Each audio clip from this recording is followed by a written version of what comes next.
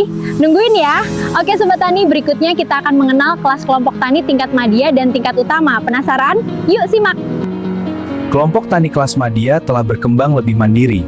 Organisasi berjalan dengan baik, kegiatan usaha mulai tumbuh, dan kelompok mampu menjalin kemitraan serta mengembangkan usaha bersama. Di kelas madya, kelompok tani sudah mandiri, punya usaha tani, produknya siap bersaing, dan mulai bermitra.